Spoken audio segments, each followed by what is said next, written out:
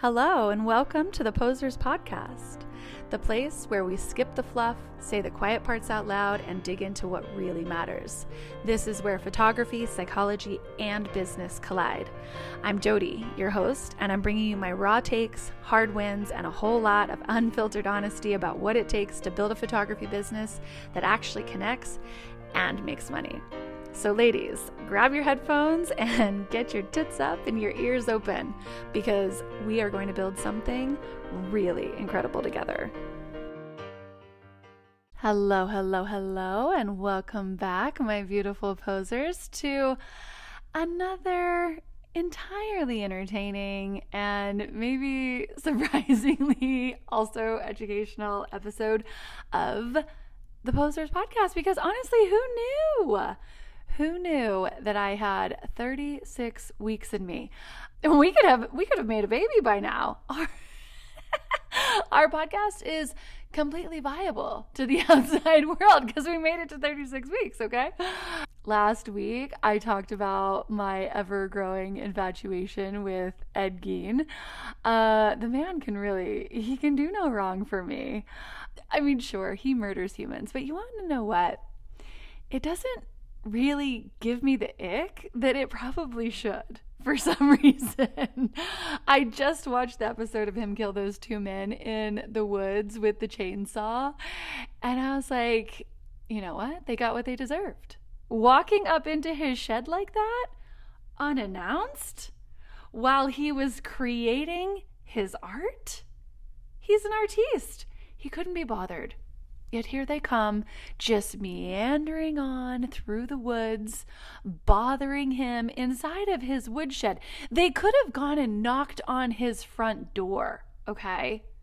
But obviously they saw the fact that he had someone filleted and hanging to dry. So clearly they had to be handled. But you know what? I really do think that he did it in the easiest way possible. Like, why not pick up your chainsaw, right? Okay, I'm kidding, obviously.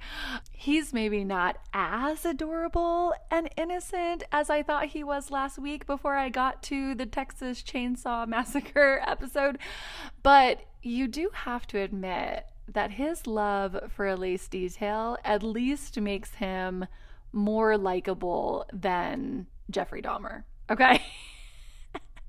And what is funny is that Eddie doesn't give me the ick, but you want to know what does? Or I guess maybe who does, rather. But Nick from Love is Blind. Not Nick Lachey. Well, him too. Have you seen old episodes of the show what was the show that he had with Jessica Simpson on MTV? Newlyweds. Have you seen? Go back and watch those episodes. And Nick Lachey will also give you the ick. Wait, there was also a Nick in last season, and he was a mess too, but now I'm questioning whether or not this person is also Nick. It's Nick and Molly? I think it's Annie. I might be making that up. I might just be like assimilating all the Nicks. What's wrong with all the Nicks? Why are they all unbearable? I'm so sorry if you're married to a Nick. Okay, but I was watching Love is Blind last night, and he was in this, Nick was in this argument with, I think her name is Annie. Okay, if I'm going to talk about this on a podcast, I need to be better about knowing their names. But the way that he kept on saying affirmations to her, they're laying in bed, they're having some sort of like emotional breakdown. This conversation lasts forever. It goes in circles. And first of all, I'm like, okay, wait, I am never the one to blame the woman because clearly we can do no wrong. But Annie needs to get a grip, okay? We do not let men know that we need them, okay? Men should be handled like they are appendages that can be amputated if needed, okay? We keep men only when they entertain us, get us food, and I don't know, maybe do enough chores around the house for it to be worth it to us. Okay. So I need Annie to pull it together. But anyways, they're laying there in the bed and she's crying. She's overly tired. I think she's probably a little intoxicated too. But he's sitting there all emotionally mature. And I'm sitting on my couch screaming at my TV, like, please stop saying the word affirmations like you think that it's foreplay. She's crying that you're not in it as much as she is. The last thing that she wants to hear is that you're there to affirm her, okay? Like, slip it in a little. Do your thing. Put her to sleep. She's tired. That's the real support that she needs. She doesn't need your emotionally intelligent TED Talk, okay? I don't need my husband to tell me something like, oh, I know that you need your affirmations, so I just want to make sure that you have them. Ew. No. Tell me I'm pretty, feed me a deviled egg, pat me on the butt, and walk away. Okay? That is romance. That is love. That is a real marriage. Oh my God, you guys, what does this say about me? And more so, what does this say about you? Because you are choosing to learn from me right now. Okay. Okay. I digress. Last week, we talked about, other than Ed Geen, we talked about biting off a really audacious goal. The kind of goal that makes your palms sweat and your brain say, like, who the fuck do you think you are? Okay. We also talked about the 3 levers that I have to control inside of my business to actually make that goal happen. And those 3 levers were the number of my bookings, the client experience, and my sales process.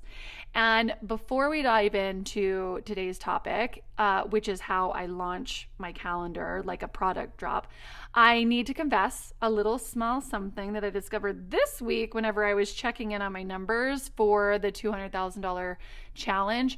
Last week, I told you in the email, not on the podcast, but in the newsletter that comes out for the podcast, I said that I had hit about $84,000.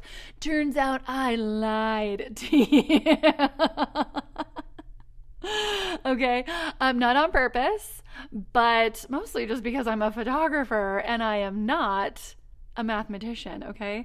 Apparently, I accidentally double counted about like $11,000 because it was still like in my Stripe account. It was in the chute waiting to deposit into my account. But I added that, which had already been calculated into my gross earnings, but I added it again because math. Okay? So the real total that we're sitting on today, on Thursday, as I'm recording this episode, is $76,351. Okay? A little tiny bit of a setback in my momentum, but that's okay because here's what I know after almost 18 years of doing this is that progress isn't linear. Growth does not care about perfection. And really, nobody cares about math. I'm kidding. We have to really, really care about math, okay?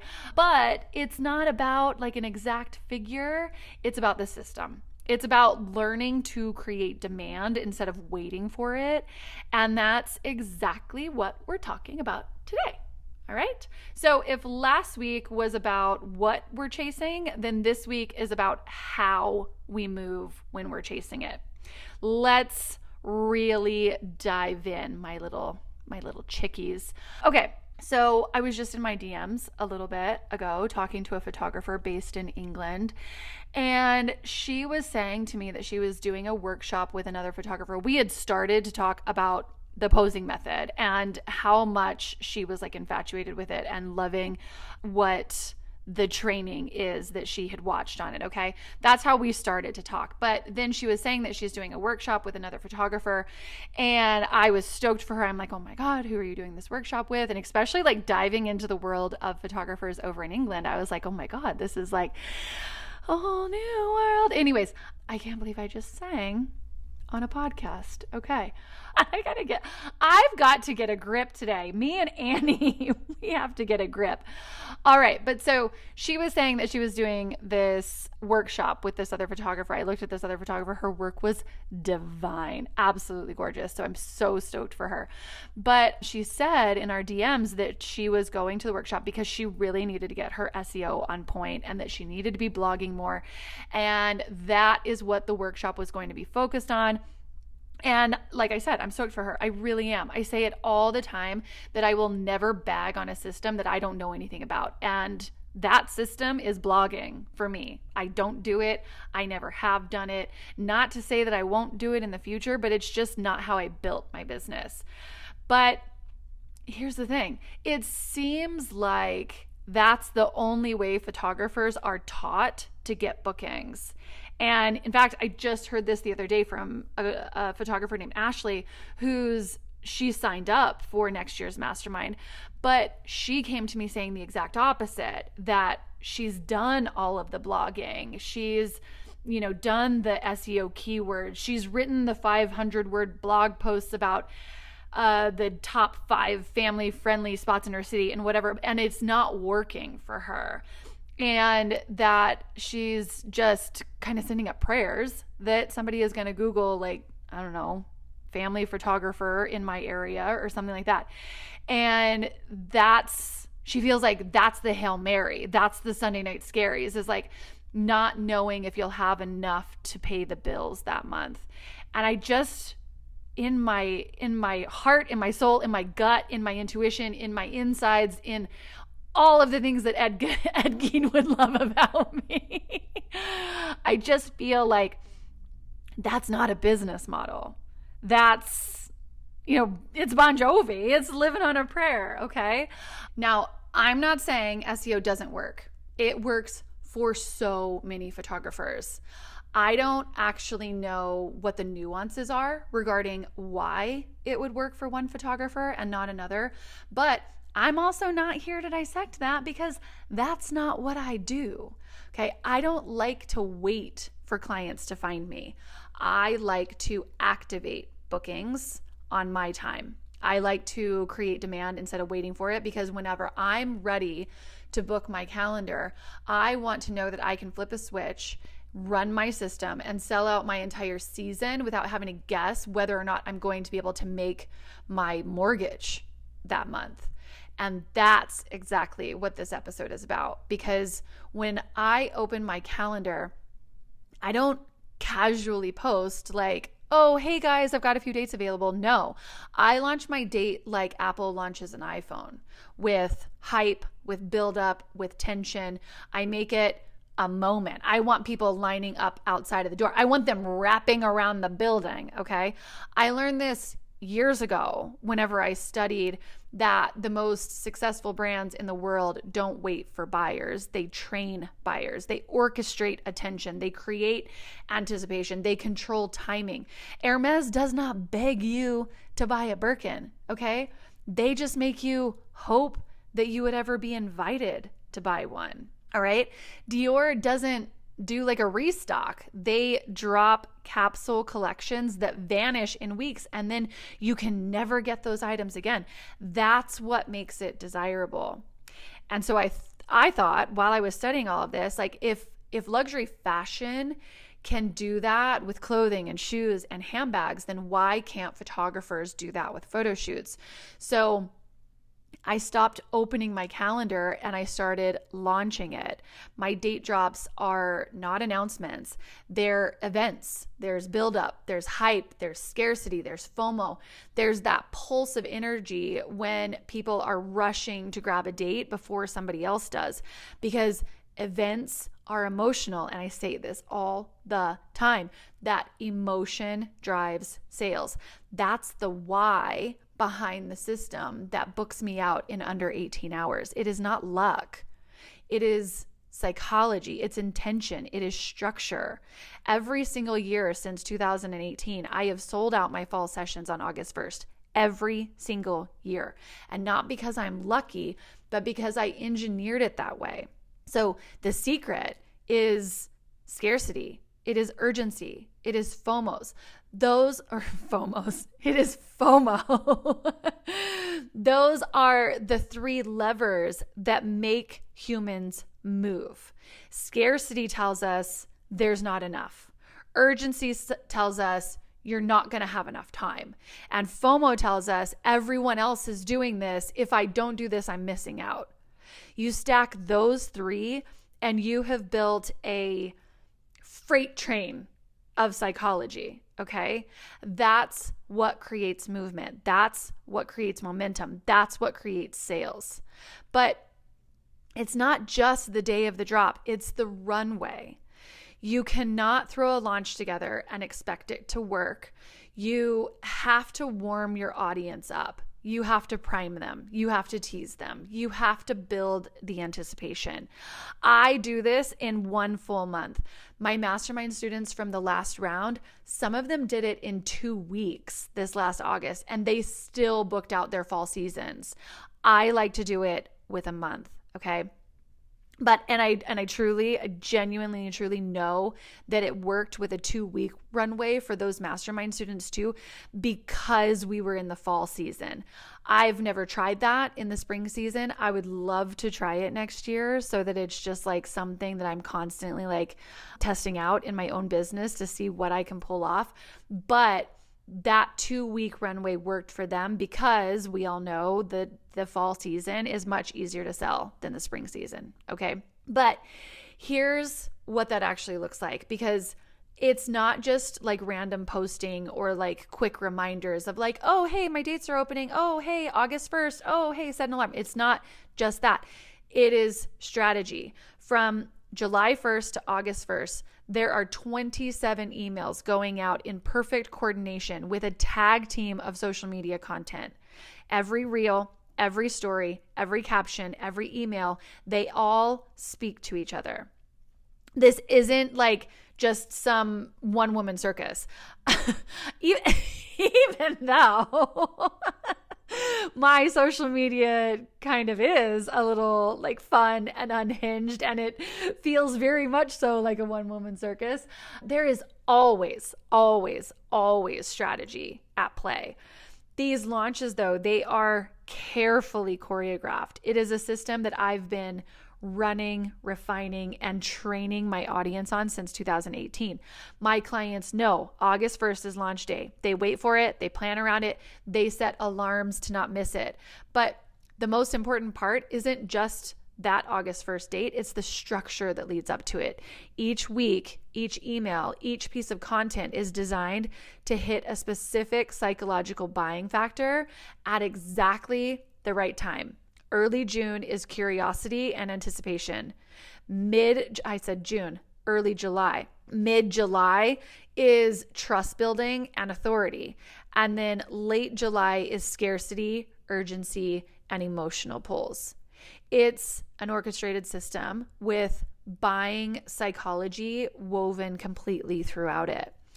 While those 27 emails nurture my current audience, I'm also simultaneously running a new client campaign with free guides, location lists, style boards, and other opt-ins that will pull fresh eyes into my ecosystem. And those fresh eyes get captured and tossed straight into my funnel. And they get looped into the sequence automatically because my regular clients have had years to be trained.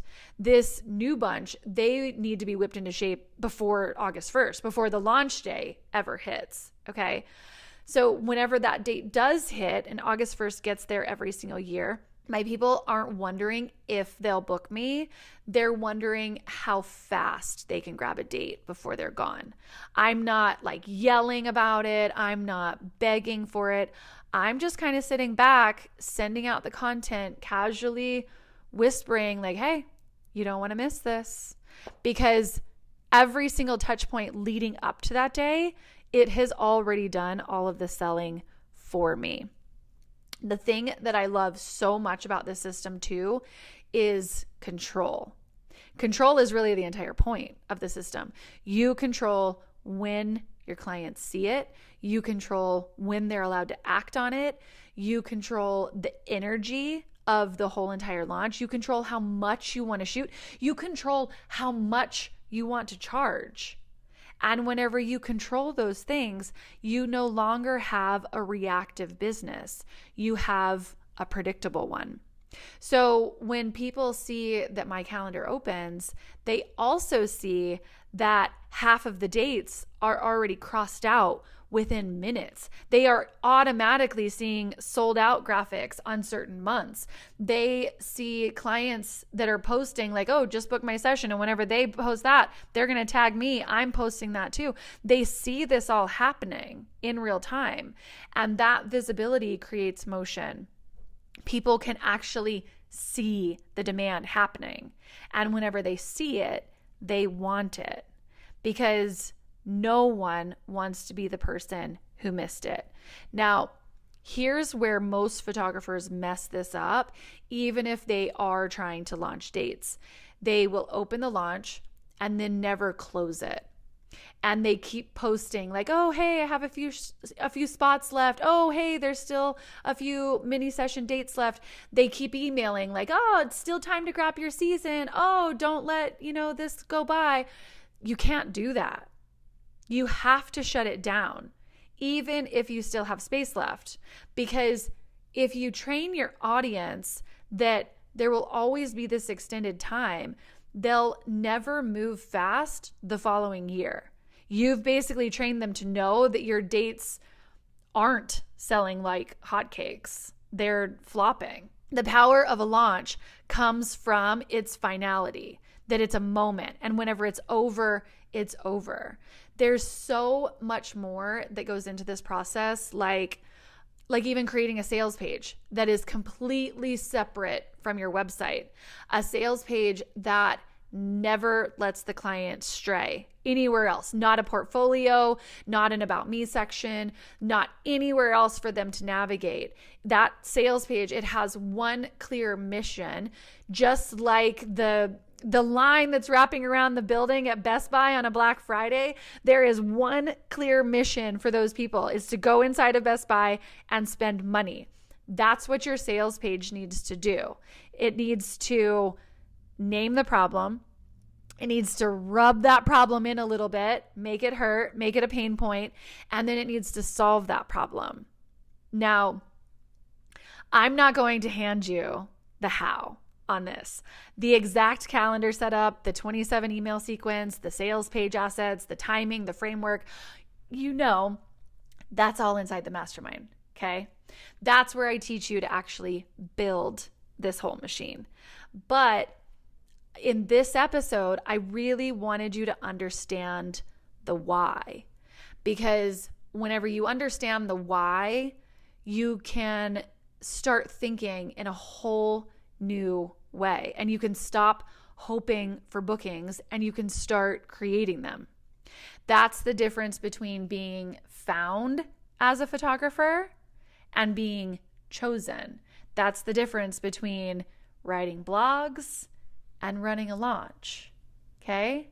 It's really the difference between being a photographer and being a brand. And that's literally everything that I've talked about today. That is what you and I build together inside of the mastermind. Except you don't even have to do much, because I just give it to you. I just give you mine. Y'all get to be so lazy and just steal my system that I worked on for a freaking decade. It's like a literal copy and paste, and it's in your arsenal. But whatever. It's the exact system, the psychology, the structure, the demand creation, all of it. So if you're sitting here feeling like you've been blogging into an abyss or waiting for Google to bless you with a booking, and you're ready to actually learn how to take control and launch like this, then hit the link in the show notes and schedule a call to talk to me to see whether or not this is the right fit for your business. There is no pressure. There is no pitch. It is just an invitation to finally make it all make sense. All right, my beautiful posers, that's it for today. Tits up, ears open, and I will be right here next week where I will be sure to know if I discover any more icks during my week, okay? Which I will, because I am a picky bitch, okay? Oh, bye for now, friends. Okay, so that is a wrap on this episode of the Posers Podcast. If you loved it, please subscribe, rate, and review, because honestly, algorithms are needier than all of our ex-boyfriends combined, and ladies, I need all the help I can get. If you've got thoughts, questions, love letters, even hate mail, please send them my way. I actually read every single one of them. So until next time, stay bold, stay messy, and don't let the bullshit win. Tits up, ears open, and go build something incredible. Bye for now, friends.